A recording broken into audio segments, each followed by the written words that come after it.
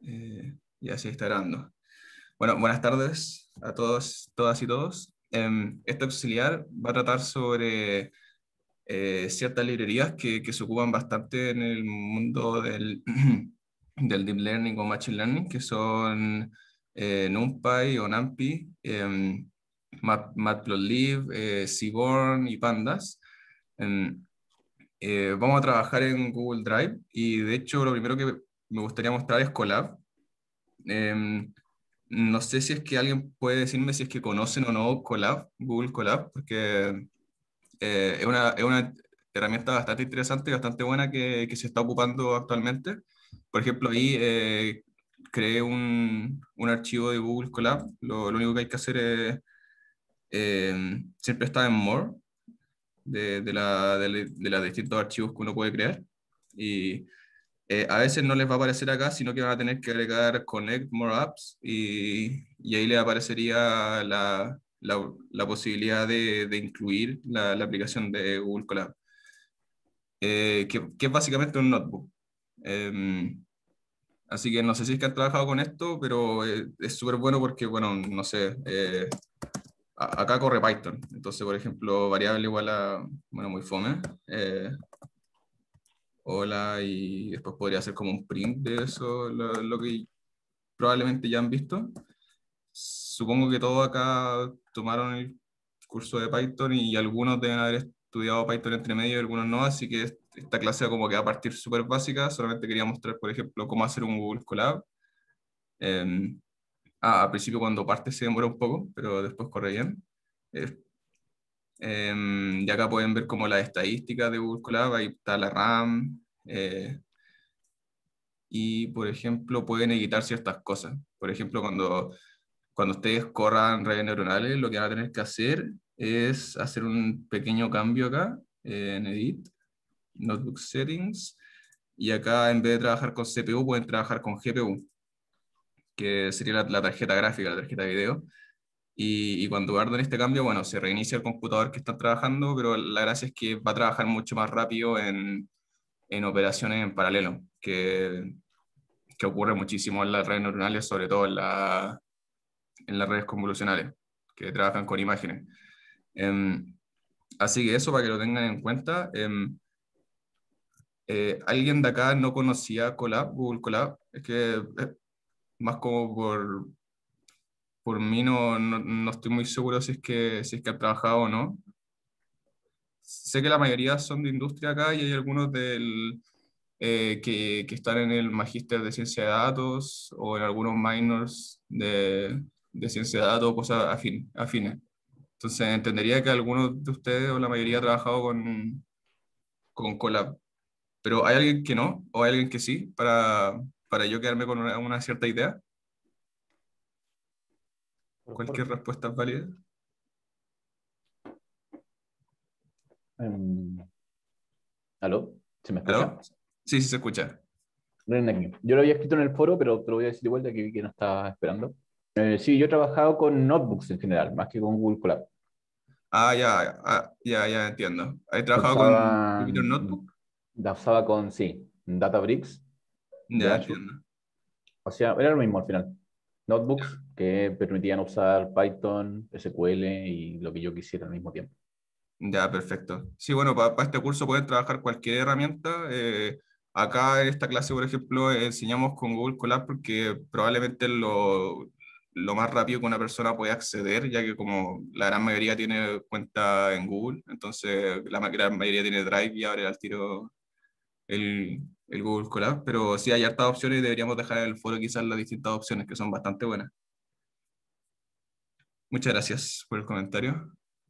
Em, Bueno, yo voy a cerrar esto, voy a eliminar este archivo y voy a eh, partir de lleno con alguna librería de las que queríamos hablar, como NumPy, por ejemplo. Voy a hacer cierto ejercicio y les voy a dejar los links, porque lo más importante es que uno como que sepa que existe, sepa más o menos para qué sirve y sepa cómo buscarlo, porque al final mucho de esto es saber cómo buscar más que aprenderse de memoria, sobre todo con todas las funciones que hay. Y la primera librería de la que queríamos hablar es NumPy. esta librería se ocupa principalmente para el manejo de datos. Por ejemplo, si ustedes tienen una red neuronal, ustedes tienen que pasarle números y van a recibir números, aunque la red neuronal después les diga como esto es un perro o no un perro. Al final eso va a ser un vector de números, y esos números por lo general, por no decir el 100% de las veces, son datos de tipo array, que son los NumPy. Entonces, bueno, la gente normalmente importa NumPy así, probablemente muchos de ustedes ya lo sabían. Import NumPy as y le agregamos una forma corta de decirle, pero al final ustedes podrían poner cualquier número, o sea, cualquier nombre acá, que sería el que ocuparían. Entonces, probablemente ustedes se entró a la programación, creo que se llama el ramo, como que uno ve cosas como listas, por ejemplo. Esto sería una lista y para los que han trabajado con Notebook, yo puedo, sin poner print, puedo poner simplemente la lista acá y igual me la va a mostrar. Pero para hacer que sea un NumPy array, lo que hacemos es, bueno, le voy a cambiar el nombre a array y que sea array 1, por ejemplo. NumPy, y le cambiamos array, si no me equivoco, y pongo lista.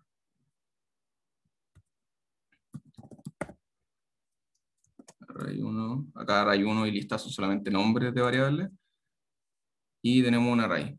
¿Y cuál es la gracia? Porque ustedes dirán, básicamente está dando la misma información, y es cierto, está dando la misma información, pero, por ejemplo, si a la lista yo la multiplico, no sé, por 2, tenemos eso, que no es lo que uno esperaría, por ejemplo.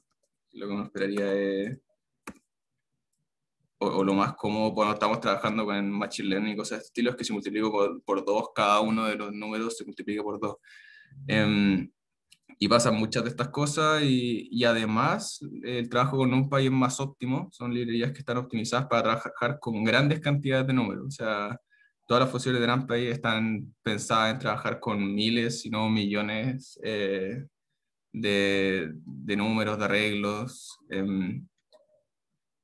Bueno, en fin, generación de arrays simples. Cuando uno trabaja con redes, por ejemplo, neuronales, uno tiene que crear y trabajar con distintas formas como matrices, probablemente matrices o vectores, entonces hay ciertas formas de crearlas de forma fácil. Ah, lo que no dije es que les dejé algunos links de la librería, por ejemplo, acá en NumPy.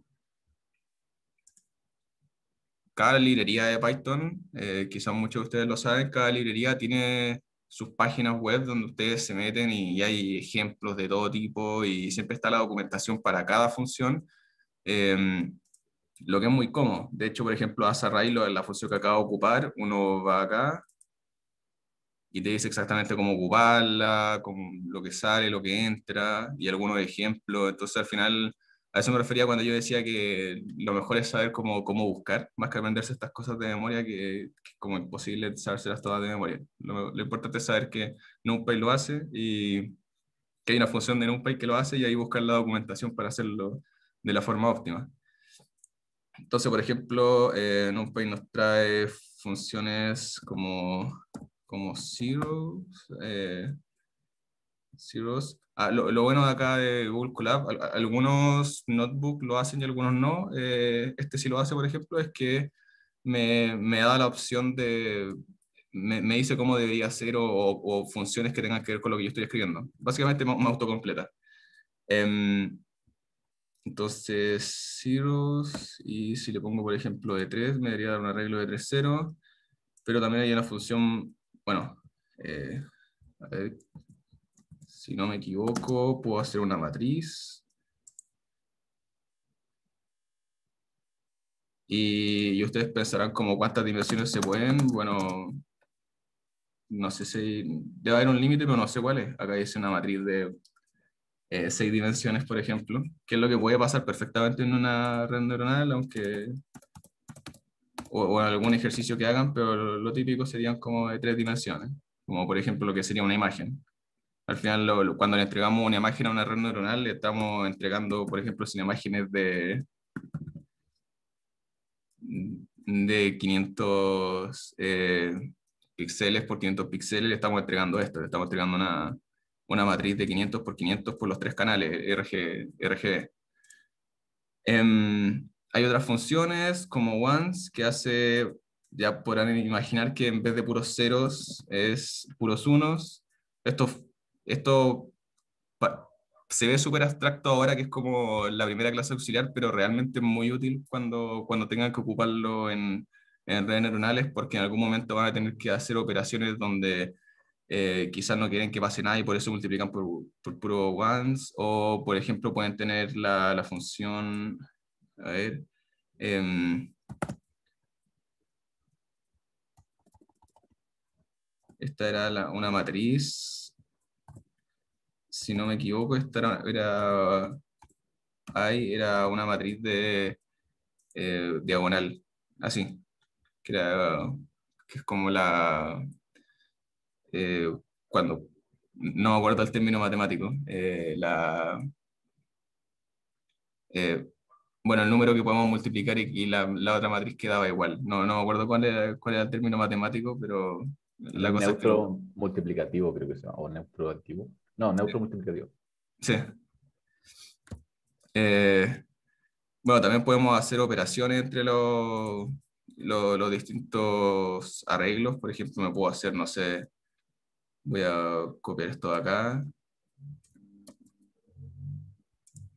Ahí después les dejé los links de cada una de las funciones que son como típicas, pero perfectamente pueden ocupar cualquier otra. Por ejemplo, acá está line space, igual es buena. A ver, voy a hacer un ejemplo con esto. Line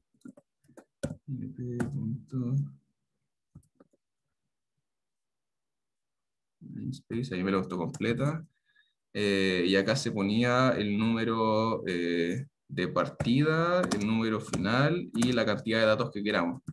Entonces acá, por ejemplo, si quiero 100 datos, o bueno, ya 10 datos del 0 al 10, y ahí me pone 10 datos del 0 al 10.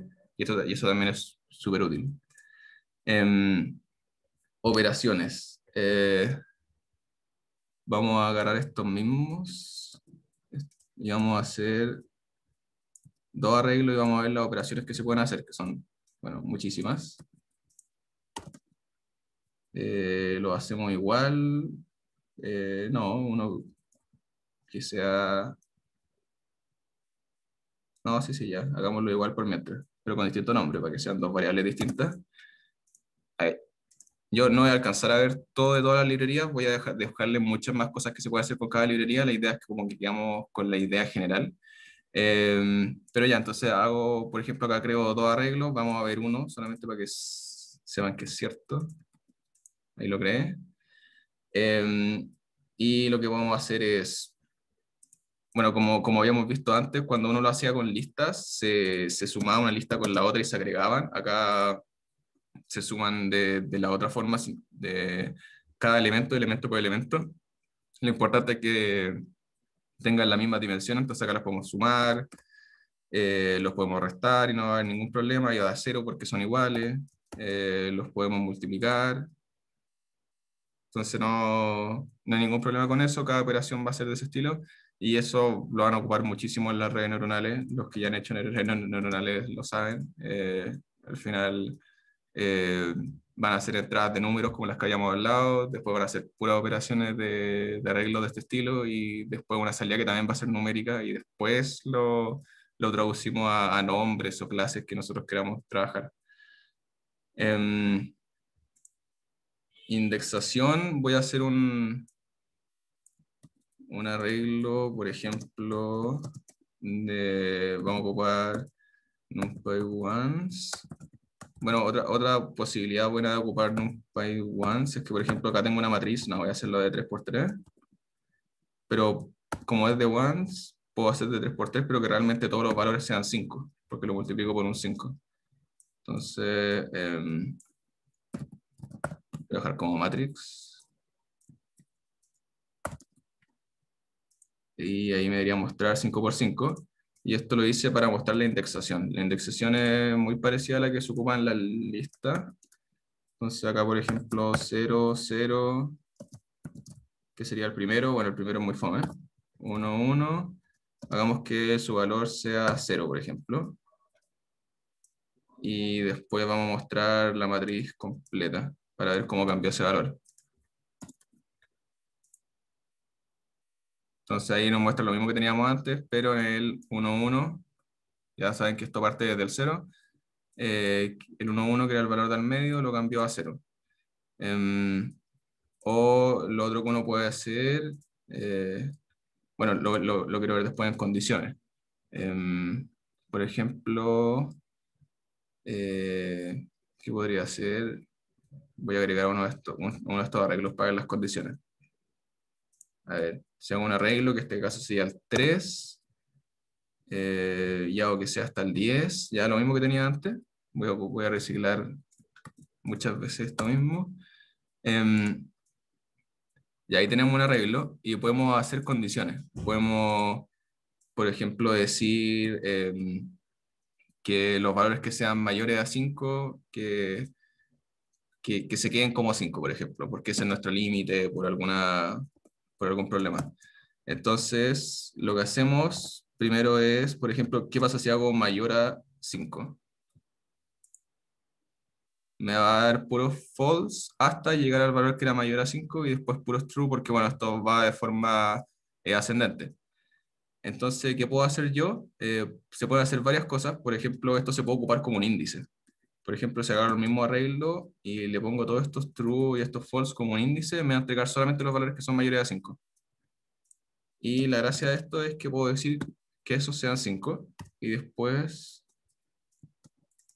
mostrar el arreglo completo. Entonces lo que pasó fue 0, 1, 2, bueno, le di como un valor, entonces no están enteros. Em, y después, cuando tocaba 5,5 periódico, 5 y 5 y después todos son 5. Y así funcionan las condiciones. Uno puede trabajar con más condiciones de arreglo y todo de distintos tipos, pero por lo general la idea central es como hacer vectores de este estilo, como lo que hayamos visto. Por eso mayoría de 5. Bueno, ahora nos va a salir todo false porque dijimos que los que fueran mayores a 5 que fueran iguales a 5. Entonces eh, ya no vamos a encontrar valores mayores a 5. Eh, a ver, no sé si alcanzo a ver todo esto, igual después lo voy a dejar, pero quiero pasar por las otras librerías también. Número aleatorio. Esto era NumPy. Bueno, si es que alguna vez trabajaron con la librería random, la librería NumPy como que funciona igual que, tiene la misma funcionalidad de random porque es numpy.random y por ejemplo, random, a mí por lo menos me hicieron ocupar esa librería cuando estaba dentro de la programación. Y por ejemplo, acá uno ponía el número inicial y el número final, si es que no me equivoco. Y ahí como que te iba a tocar alguno de esos números. Pero acá como estamos en NumPy, la gracia es que podemos poner como que era un vector 10 de esto. Entonces como que es bacán porque si nos dicen como, si es que no quieres hacer un modelo probabilístico o algo por el estilo, como que podéis tirar al tiro 10 intentos y ahí te sale como lo que yo dije, del 0 al 10, pero no cuenta el 10. Entonces es como del 0 al 9 y ahí aleatoriamente me dio cualquiera de estos números. Está rand y también está randin y está rand. Y random es básicamente lo mismo, pero sin números enteros, sino que, a ver, hagámoslo. Rand, uno daba el promedio, uno daba la desviación estándar y la cantidad. Entonces acá si ponemos el promedio 0, la desviación estándar 10, nos van a dar eh,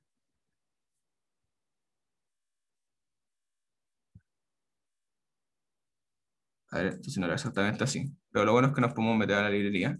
Y por eso dejo la librería run. Ah, uno da las dimensiones. Ya entonces se asegura que la desviación estándar es. Probablemente se asegura que el promedio es 0 y la desviación estándar es 1. Ya a ver, entonces. probablemente le complicó el cero ahí. A ver, no sé si puedo entregarlo así, esperemos que sí.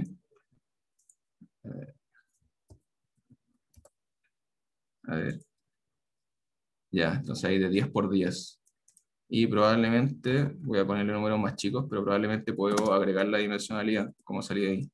Entonces acá tengo un cubo de 3 por 3 con puros números random, del 0 al 1, como probabilidades. Reshape es algo que probablemente ocupen bastante porque por lo general hay que hacer reshape cuando se trabaja bueno, en las redes neuronales. Entonces vamos a hacer un arreglo, no sé, array 1. Me había quedado con el random.random. NumPy.random punto random. Y acá como era 0, 10 y por ejemplo 10 valores. No, fue 10 valores. eh, 21 valores, por ejemplo. Ya acá voy a tener 21 valores, pero en alguna red neuronal o alguna operación puedo necesitar modificar la forma. La forma de esto como para... Bueno, ahí van a entender para qué. Entonces lo que puedo hacer es un reshape. Reshape. Y acá, si no me equivoco, no voy a poner la forma y puse 21, entonces puedo poner 7 y 3. Y ahí quedaría lo mismo, el 0, el 5, 6, 0, 9, 0, y son los mismos números, pero le cambié la forma. Y máximo mínimo, bueno, sabrán que acá voy a ver el mismo arreglo que estaba acá, no se modifica porque le haya hecho el reshape, porque el reshape no fue asignado a ninguna variable, por si acaso. Entonces acá está eh, el mismo array. Y acá puedo poner max, por ejemplo. Max 9. Y por ejemplo, a este que era una matriz, le podría poner max, pero creo, si no me equivoco, le puedo poner axis. Y ahí en el axis 0 me agarró los máximos. Entonces también puede ser en otra dirección, en la dirección del axis 1, y ahí los máximos en esa dirección. Eso también se ocupa harto en redes neuronales. Em, Voy a cerrar este grupo para pasar a pandas. Entre paréntesis, no sé si cachan cómo hacer estos grupos, pero es súper cómodo. A mí me ayuda harto. Eh, Dale, la librería Pandas es muy buena para trabajar eh, con Excel o bueno, cualquier archivo CSV o cualquier archivo de texto. Básicamente cualquier dato estructurado. Entonces, Pandas trabaja con NumPy por dentro. De hecho, las siguientes tres librerías trabajan con NumPy por dentro. Uno podría importar Pandas y trabajar con eso sin ningún problema y nos devolvería NumPy arrays. Bueno, y hay dos estructuras como principales que se trabajan en Pandas, que son la serie y los data frames. Los data frames son lo más típico, pero las series también sirven harto. Y acá, bueno, acá importé pandas y lo general es que uno importa pandas y le asigna el nombre o la abreviación PD. Uno podría poner cualquier nombre, pero todo el mundo lo hace así, así que como que se queda como una convención. La librería de pandas la dejé acá. Tal como cualquiera de estas librerías, es muy buena, tiene mucha información. eh, Tiene ejemplos, y bueno, para cada función también es lo mismo. Por ejemplo, la función para crear un data frame, que es lo que voy a explicar después, está acá y les dice exactamente cómo hacerlo, cómo ingresar los datos, las distintas formas y ejemplos. Entonces, en cualquier momento que tengan un Excel o algo y quieran abrirlo, lo mejor es como ir a la librería de Pandas y ver cómo se hace, y ahí uno lo hace al tiro. Entonces, series. A ver, voy a agregar unas listas cualquiera como para crear una serie, eh, que las tenía anotadas acá para, eh, a ver, A, B y C.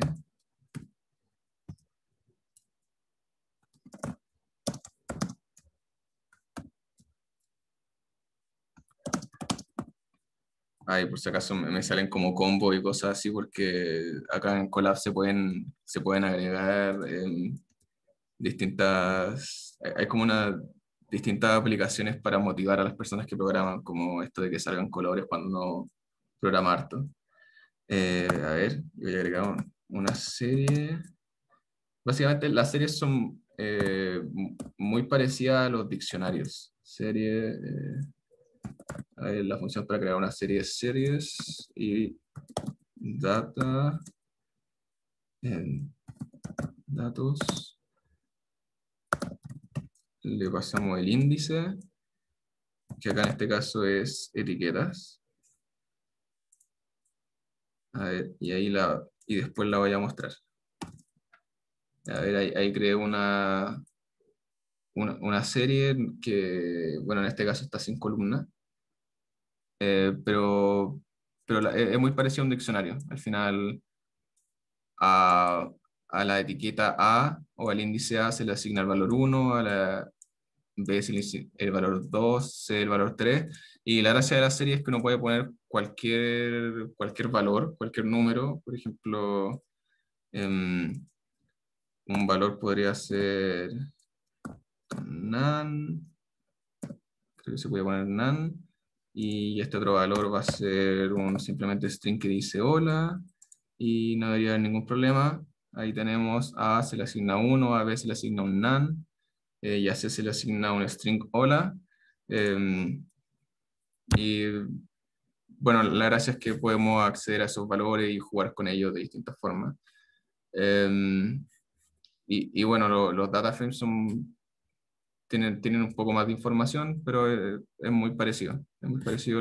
Ahora vamos a ver los data frames, que de hecho eso es lo que realmente se ocupa. Las series se ocupan bastante poco, pero igual había que como mostrarse simplemente cómo se ocupa. em, eh, a ver qué más se puede hacer con las series. Puedo acceder a la serie por su índice. Por ejemplo, 0 me daría el 1, pero también por su como llave, que en este caso sería A, y también me va a dar 1. Entonces, esa es como la gracia. Y que pueden tener distintos valores y que trabaja de forma óptima. Em, bueno, los data frames son lo que normalmente uno ocupa, o lo que se ocupa más. Hay distintas formas de crearlos, pero la gracia de un data frame es que es como una tabla, ya una tabla. Uno puede leerlo en un CSV. Por ejemplo, acá dejé el link de cómo leerlo desde un CSV, de cómo leer un data frame desde un Excel, y también se puede hacer la operación contraria. Uno tiene la tabla y guarda la tabla en un CSV o guarda la tabla en un Excel. Ahí ustedes tienen que ver qué es lo que necesitan. Entonces, para crear un data frame se puede hacer de distintas formas. Lo importante es que está la función data frame, que es la que le mostré anteriormente, que uno le puede ingresar los datos, le puede ingresar las filas, las columnas. Acá, por ejemplo, la forma como más convencional, entregando datos, filas y columnas. Y acá hay como, por ejemplo, unos datos de ventas. Entonces, uno puede hacer hartas cosas con estos datos. Por ejemplo, bueno, head no tiene mucho sentido porque da las primeras 5 filas, pero si es que le doy uno, solamente me da la primera fila. Entonces head 1 me da la primera fila, head 2 me da la segunda fila.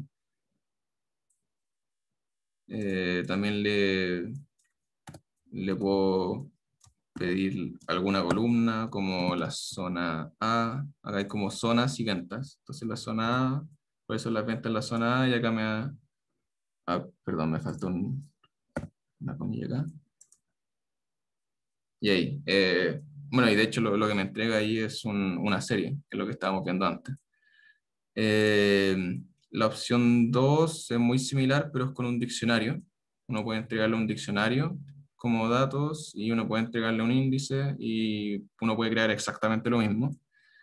Em, y acá me gustaría agregar, a ver, por ejemplo, me gustaría agregar cómo esto se conecta con NumPy. Por ejemplo, si uno le pone values, si no me equivoco, me va a entregar una... No.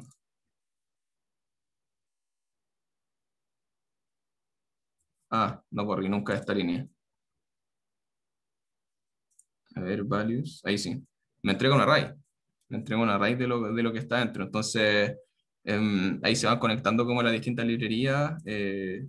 De hecho, si uno podía poner, si quiere, un array de solamente una de estas columnas, como, no sé, pues zona A,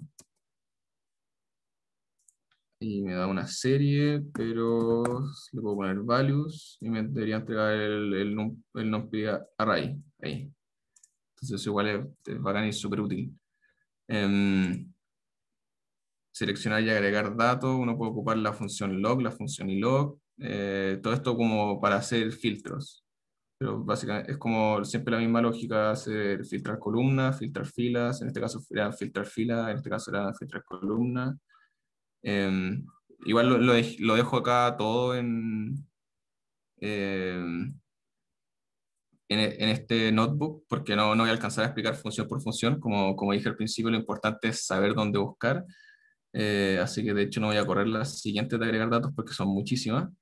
Eh, Voy a mostrar algo más interesante que es, por ejemplo, cuando uno tiene datos nulos. Muchas de las tareas del curso, lo típico va a ser como que te pueden entregar un dataset que tiene datos nulos y uno tiene distintas opciones para rellenarlo. Esto de los datos nulos, no es como que el profesor quiera molestar, es que también en la vida real pasa demasiado, porque al final es como una tabla donde no había un valor, ¿no? Muchas veces la gente no pone su dato en una tabla y la tabla se va igual, o la gente no pone algún valor y la tabla se va igual, entonces uno tiene que analizarla, como ya en la industria. Y acá hay distintas funciones que entrega esta librería. Por ejemplo, uno puede ser drop nav y es lo más, eh, es lo más rápido, pero tampoco pero no es lo más eficiente porque nos olvidamos de todas las columnas, o sea, todas las filas que tenían algún valor faltante. Hay mejores opciones para limpiar los datasets. Eh, por ejemplo, el mismo DropNav nos deja entregar un valor que queramos que esté en vez del NaN. Y la tercera opción, y que realmente es una buena opción, es reemplazar los valores con el promedio de la columna. Entonces, si tengo una columna de años y el promedio son, no sé, 20 años, qué bueno que sean 20 años. De las opciones que se muestran acá es la mejor, pero hay otras opciones mucho mejores que hacen modelos como para realmente estimar cuál sería el mejor valor y así como que, más que limpiar, como que estiman lo que debería ser los datos reales. Pero bueno, es una de las funcionalidades de esta librería, es bastante interesante, así que lo voy a dejar acá. Uno puede agrupar datos, bueno, uno puede hacer muchísimas cosas y podría estar ahora hablando, pero eh, creo que lo mejor es que nos quedemos la idea de que con esta librería se pueden hacer, se puede agarrar un set de datos o crear un set de datos y analizarlo de distintas formas. Así que no voy voy a dejar acá este notebook y voy a seguir con la siguiente librería porque estos notebooks me quedaron muy pesados con muchas cosas. Em, bueno, lo último que podría mostrar es que esta misma librería te deja graficar, como es básicamente como tener una especie de Excel acá mismo, porque uno puede tener una tabla, a ver, voy a crearla. Uno puede tener una cierta tabla y, y uno pone, por ejemplo, punto .hist y hace un histograma y uno elige la cantidad de bins, como por ejemplo acá deberían quedar menos bins. Y tiene distintas cosas y uno después podría ponerle un título o algo por el estilo ocupando la siguiente librería que es la que vamos a hablar, Matplotlib. Entonces, es bastante interesante como una sola librería como que te puede hacer analizar los datos, modificarlos, es muy útil y es como la primera librería que se ocupa cuando te pasan un set de datos antes de entregar a una red neuronal. Em, bueno, después Voy a dejarlo un poco más ordenado para dejarlo en un curso, pero por mientras me gustaría pasar a Matplotlib. Matplotlib, ya vimos librerías para ver datos, como para modificar y tratar datos. Ahora las siguientes dos librerías son sobre la visualización. Entonces, NumPy es como el más duro, que es como ya los números y cómo tratarlo, y probablemente lo que se ocuparía en un modelo quizá. Pandas es un poco más blando, es como leer los datos de los archivos, y Matplotlib sería ya para visualizar. Se ocupa casi 100% para visualización. Entonces voy a correr este notebook para que parta. Acá igual dejo cómo instalarlo, pero por ejemplo, si es que están trabajando acá en Google Colab, no habría ningún problema. Eh, eh, Porque ya está en el sistema, ya está en el ambiente. Entonces, ¿cómo hacemos los gráficos? Podemos graficar funciones, gráfico de barras. No lo dejé en blanco para tener que rellenarlo porque encontré que era mala idea tenerlo rellenado, pero voy a abrir algo acá en una segunda pantalla para no olvidarme de cómo hacerlo. Eh, Ya, perfecto. Funciones. Entonces, por ejemplo, si ocupamos NumPy, podríamos ocupar el line, ¿cómo se escribía? Line space. Me va a salir acá. Buenísimo, line space. Y podríamos crear uno de 0 a 10 con, no sé, 100 valores para que no quede tan como, eh, eh, para que quede más suave, supongo. Entonces ahí creamos algo pasó. No puse una coma. De 0 a 10. Y ahora podemos ocupar Matplotlib para graficar alguna función que tenga que ver con esto, porque ya tenemos nuestro eje X, y bueno, nuestro eje Y puede ser cualquier función que hagamos con esto. Puede ser un nuevo vector, o puede ser, por ejemplo, em, muy fome por 2 elevado a 2. Puede ser este mismo vector, pero elevado a 2. Entonces, este sería mi Y. A ver, voy a eliminar esto y vamos a hacer un gráfico un poco mejor. Entonces, PLT, que es como lo instalé, se import, o sea, como lo importé, import matplotlib, y pyplot, la función pyplot o el módulo pyplot, se importa con el nombre de PLT. Es como algo que se ocupa por convención. Ustedes podrían poner matplotlib.pyplot y ocupar cualquier función, pero lo típico es como hacer esa convención. Em, Plot, y puedo entregarle en el eje X el X que creé, y en el eje Y le puedo entregar un X al cuadrado, por ejemplo. Y bueno, si lo grafico así, va a ser el gráfico más simple posible, va a ser listo. Em, pero uno puede agregarle título, uno puede agregar distintas líneas, como puedo hacer dos gráficos distintos, de hecho, bueno, voy a hacer otro gráfico distinto después. Eh, Puedo agregarle un título, que puede ser como funciones, porque eso estamos haciendo. Eh, Puedo agregar... bueno, ahí me da opciones, porque como eso hace collab, que bueno, bastante bueno. El label, y que quiero que digan el eje X. No sé, simplemente eje X quizás, como estamos haciendo funciones. Eh, X, y acá, por ejemplo, me sale eje X y eje Y. ¿Qué más puedo hacer? Puedo ocupar alguna función de NumPy. Por ejemplo, en vez de hacer lo que hice, puedo haber ocupado la función seno y pues ponérsela en X, y ahora va a salir como la función seno en el tiempo. Ahí, la función seno. Eh, entonces, ¿qué puedo hacer? Puedo ponerle un legend, si es que no me equivoco, label, perdón, label, y puedo poner sin seno, y vamos a hacerlo coseno, por ejemplo. La cuestión eh, coseno. Ya, pero no me lo va a mostrar a menos que yo haga, espérate, punto, legend, ahí está. Entonces esto tiene muchas funcionalidades, pero ahí por ejemplo tenemos el seno y el coseno, y me sale cuál es cuál, tenemos un gráfico.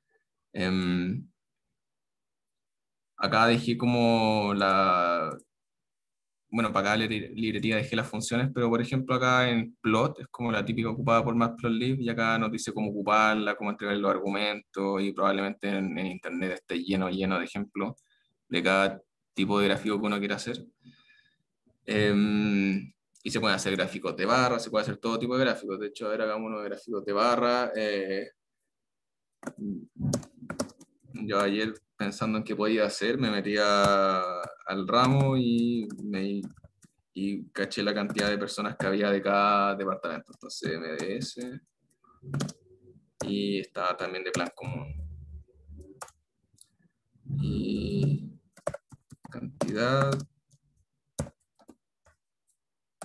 Acá podría ocupar listas como lo estoy haciendo, pero también podría ocupar numpys o numpys y NumPy arrays, y no debería haber ningún problema. 7, 5,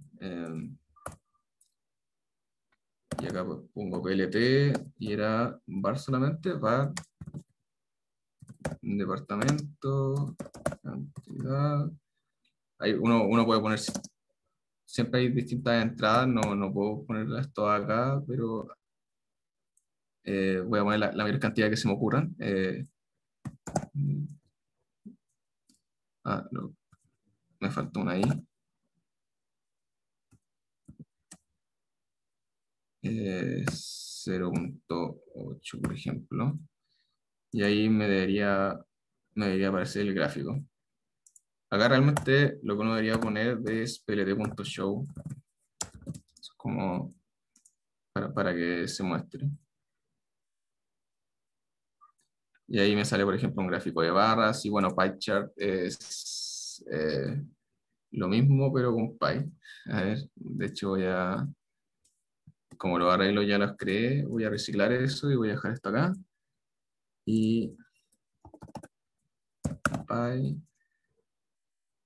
eh, Se pone la cantidad y después se pone el label.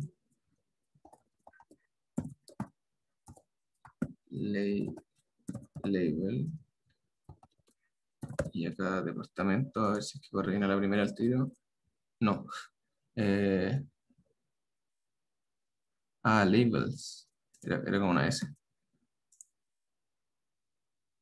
Ya, perfecto. Y acá me muestra, por ejemplo, un gráfico de barra que muestra la cantidad de alumnos eh, de industrias con el plan común o el magíster de Data Science.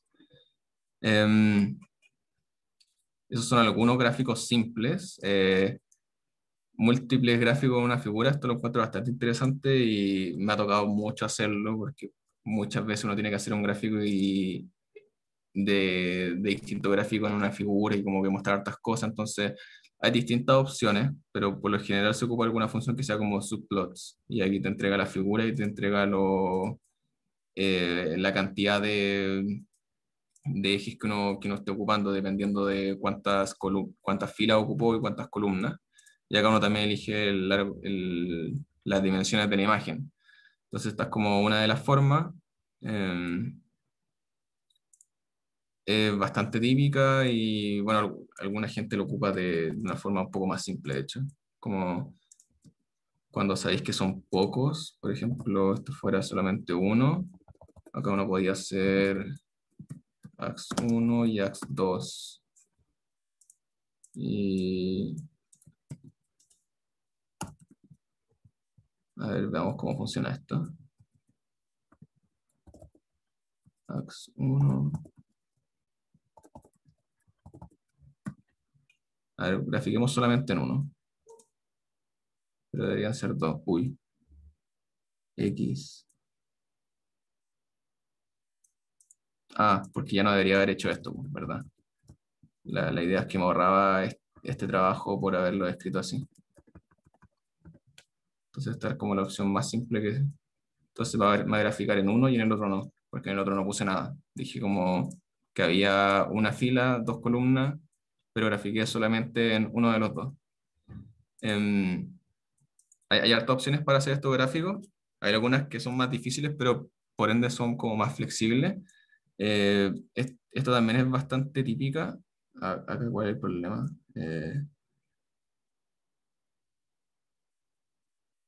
Nunca definí ningún i. Bueno, x al cuadrado. Voy a reemplazar todo lo i por x a un cuadrado. Y me debería salir este gráfico como con un x al cuadrado. Em, bueno, acá este tipo de gráfico lo que uno dice es como este axis, lo que indica es que si es que tengo dos filas y dos columnas, que sería un cuadrante de 4, y ocupo el primero. Entonces eso es lo que hizo. Dividió este cuadrante en 4 y ocupó el primero. En este caso hizo algo muy parecido, dijo, si yo tengo dos columnas y dos filas, yo ocupo el segundo. Entonces se cuentan uno, 2, 3, 4. Y en el último hizo algo distinto, que dijo que si hay dos filas, pero solamente una columna, ocupa el segundo. O sea, dijo que este era el primero, primera fila, o sea, sí, primera fila, y, y esta era la segunda fila, de solamente una columna.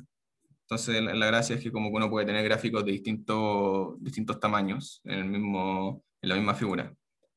Y la opción 3 que me gusta, pero nunca lo ocupo, es ya totalmente flexible. Uno dice, eh, este eje tiene que ver con esta figura y es en tal ubicación. Por ejemplo, de cero uno pone el punto inicial y uno después pone las dimensiones de la imagen, que es máximo uno. Entonces acá, por ejemplo, el punto inicial era en el eje X, el 0,1 sea el 10%, en el eje Y un poco la mitad, y después una imagen de, 0, de 40% por 40% del porte de la imagen. Acá de hecho lo podemos correr, por ejemplo. Bueno, grafiquémoslo así para saber si se está graficando bien. Y acá podríamos correrlo para que esté más como, por ejemplo, que comience en la mitad. Básicamente lo vamos a mover como todo un cuadrante. Y ahí se movió.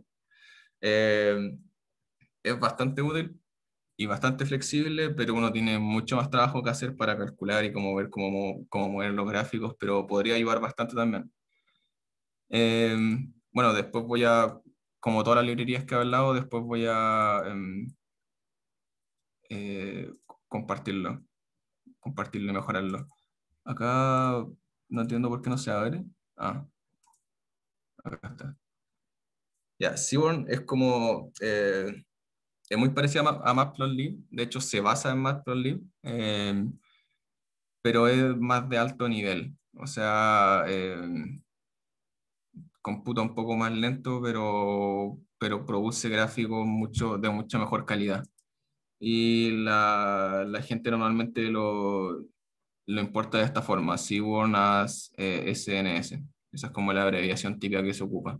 Aunque como en todas las librerías se podría ocupar cualquier abreviación que deseen. Em, la librería, por ejemplo, está acá, por si acaso quieren verla. Los gráficos, como pueden ver, son mucho de mejor calidad que Matplotlib.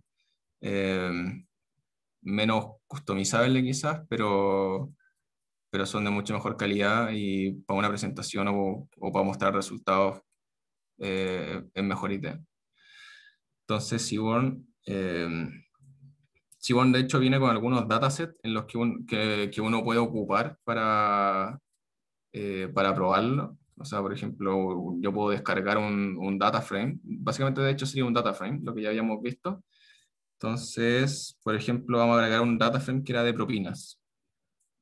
Entonces, ¿qué es lo que hace? Dice la cuenta, ¿cuánto sería la cuenta? Es como de restaurantes.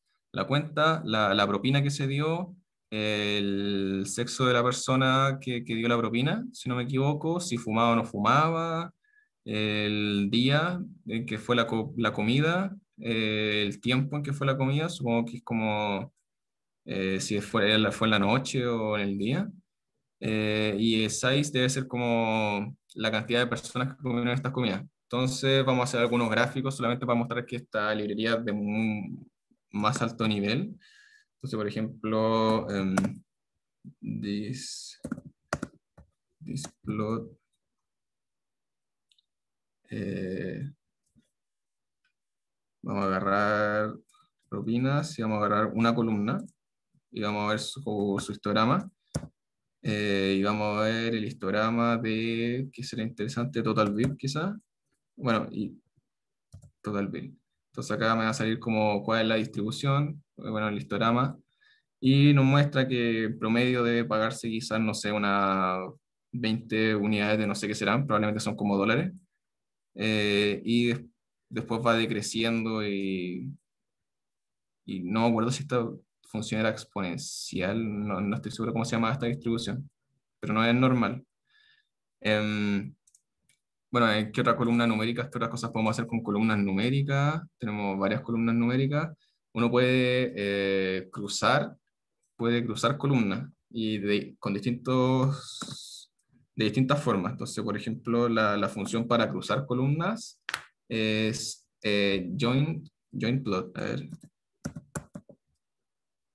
join plot, ahí me sale, me completa. Join plot. Y le tengo que pasar la columna que voy a ocupar en el eje X, que puede ser exactamente total width, de hecho. Total, ahí no me está autocompletando. Total build. Y en el eje Y podemos poner el tip, que es la propina, que no lo habíamos visto hasta ahora. Y acá tenemos que poner el data, que sería el dataset que estamos ocupando, y creo que le llamé propinas. Propinas, acá está. Entonces, acá por ejemplo podemos cruzar propinas. Bueno, y uno pensaría que hay una cierta correlación, porque a medida que la cena es más abundante y cuesta más, uno pensaría que la propina también es más grande. Y eso igual muestra este gráfico, no de una forma increíblemente evidente, pero se entiende que hay una especie de correlación. Bueno, y de hecho, si quisiéramos ver si hay realmente eh, una relación, podemos ver, por ejemplo, el tipo, el kind, el tipo de gráfico, y podemos poner regresión, porque esto, como pueden ver, es mucho más de alto nivel que Matplotlib, como que nos da al tiro distintas opciones de cruce. Entonces acá podemos ver la distribución que tiene el total bills, la distribución que tiene el tip, y podemos ver una cierta regresión que nos muestra si es que hubiera una regresión, cómo se ajustaría mejor. Y nos dice que, bueno, son proporcionales, lo que tiene sentido, o sea, directamente proporcional, a eso me refiero, que a mayor costo de la comida, mayor es la propina que se da en promedio. Y bueno, por ejemplo, también podemos trabajar con columnas categóricas. Después yo igual voy a dejar todo porque sé que nos estamos acercando al tiempo, porque sé que además estamos en viernes, pero voy a mostrar algunos gráficos, solo unos más, y después subo los gráficos y subo estos archivos completos para que los puedan revisar cualquier día del fin de semana o semana. Entonces, acá también se puede hacer un bar plot, por ejemplo. Eh, como se acuerdan, habíamos hecho un bar plot en Matplotlib, pero acá por lo general funciona mejor. Entonces podemos hacer el tamaño, el size, que era la cantidad de personas que habían comido, y el total bill. Entonces uno esperaría que a mayor cantidad de personas más les debería costar la comida, suponiendo que las personas comen todas de forma similar. Total, total bill. Y acá siempre hay que poner el data, que sería el dataset propinas. Ahí está, me autocompleta. Es súper bueno que autocomplete esta. Y ahí me muestra que sí, que en promedio la distribución acá creo que es la desviación, esta línea negra que muestra además de las barras. Y me dice que va aumentando la cantidad de dinero que se gasta a medida que la mesa y la cantidad de personas aumenta, lo que tiene sentido. Y hay distintos datasets, no voy a alcanzar a mostrar todos los que tenía acá, pero los voy a compartir. Este igual es un dataset interesante que tiene, por ejemplo, vuelos de pasajeros, o sea, la cantidad de pasajeros que hay por cada vuelo. Entonces tenemos año, tenemos mes y tenemos cantidad de pasajeros. Y se puede hacer un gráfico bastante interesante acá, que es lo último que quiero hacer, ya que como es viernes no estoy seguro si es que sea la mejor idea que dure un poco más la clase. Y lo que quiero hacer es convertirlo en una matriz, una matriz que tenga en un eje el año, en un eje el mes y los valores sean la cantidad de pasajeros para después hacer un gráfico interesante. Entonces, vuelos matrix, que es una matriz.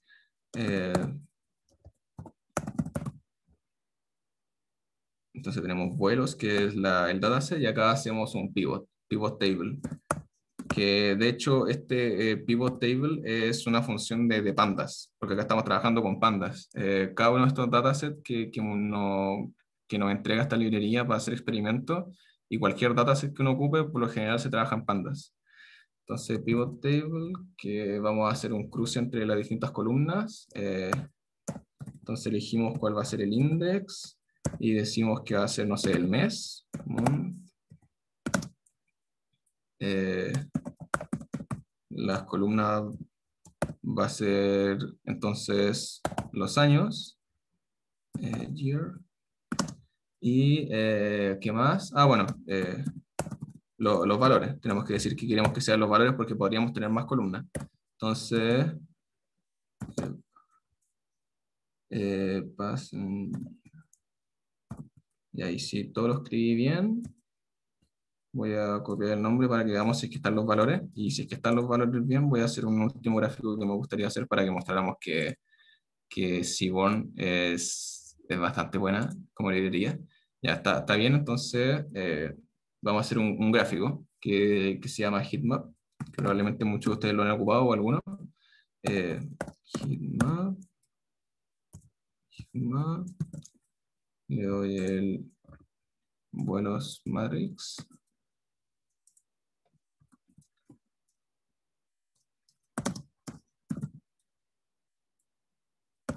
Heatmap, a ver, acá puedo elegir las opciones, pero creo que si no elijo ninguna opción, igual me debería hacer el heatmap. A ver, no sé en qué color va a salir. Ya estoy conforme con los colores. Entonces, lo que me muestra es la variación y es súper importante como para cada año, bueno, en años se ve que va aumentando, pero en meses se ve que hay una tendencia a que haya más pasajeros y quizás más vuelos, no lo sé, en el invierno nuestro o, bueno, verano del hemisferio norte. Lo interesante es que es una tendencia como probablemente que tiene que ver con la organización de los años. Eh, y eso, ahí tengo otros gráficos, pero después los voy a subir. Lo importante era como mostrar algunas librerías que probablemente vayan a ocupar en el transcurso del curso. Eh, Así que voy a terminar de grabar.